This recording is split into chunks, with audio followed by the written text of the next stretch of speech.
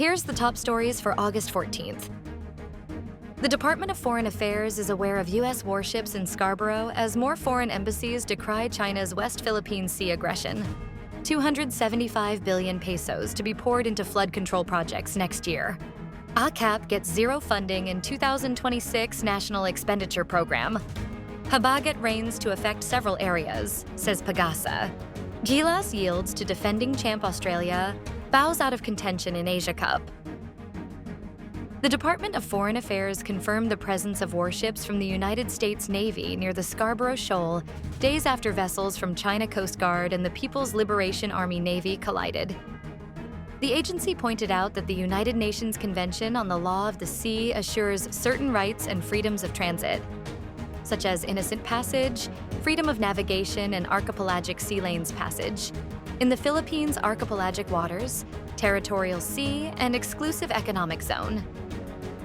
PCG spokesperson for West Philippine Sea Affairs, Commodore J. Tariella, described the encounter as hazardous maneuvers and blocking actions by the other vessels in the vicinity. Meanwhile, the embassies of New Zealand, Australia, the United Kingdom, and Canada in Manila joined the rest of the diplomatic community in expressing their concern about China's recent actions near the shoal, which is inside the Philippines' exclusive economic zone.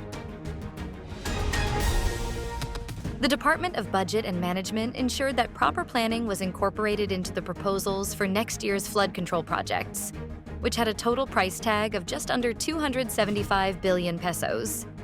DBM Secretary Amena Pangandaman had this to say in a press conference following the agency's submission of the 6.793 trillion pesos National Expenditure Program for 2026 to the House of Representatives on Wednesday, August 13th. Flood control projects have been under scrutiny as of late due to allegations of corruption. This, as Metro Manila and other parts of the country continue to suffer from disastrous floods whenever there's a heavy downpour. Pangandaman says she expects the DPWH and MMDA to give a breakdown of these projects once the House of Representatives holds hearings on their respective budgets under the 2026 National Expenditure Program.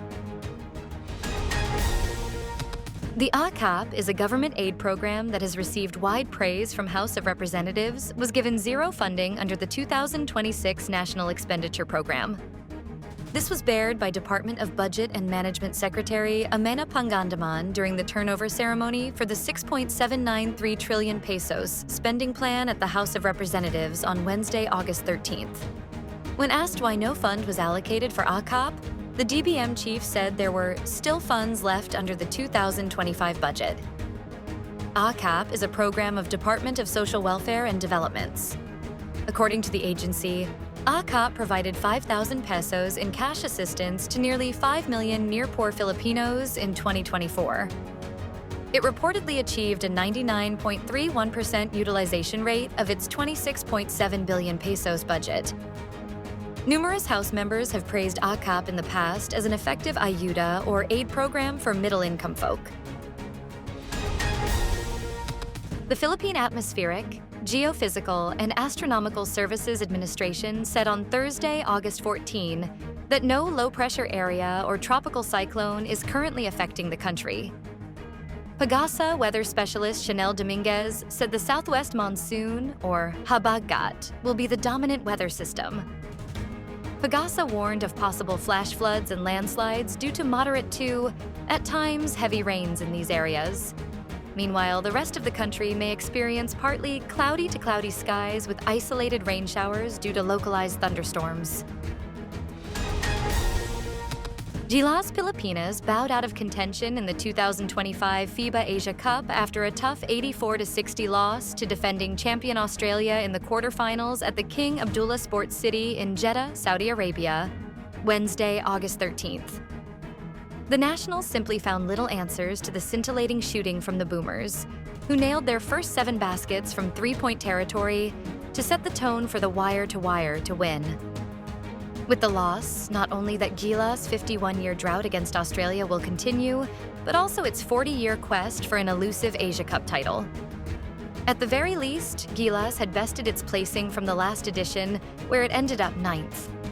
The Nationals are assured of a top 8 finish in the continental meet, although they have now failed to advance to the Final Four in 3 straight editions after back-to-back finals appearance in 2013 and 2015. Stay updated with the latest news. Visit our website at www.mb.com.ph or follow us on social media.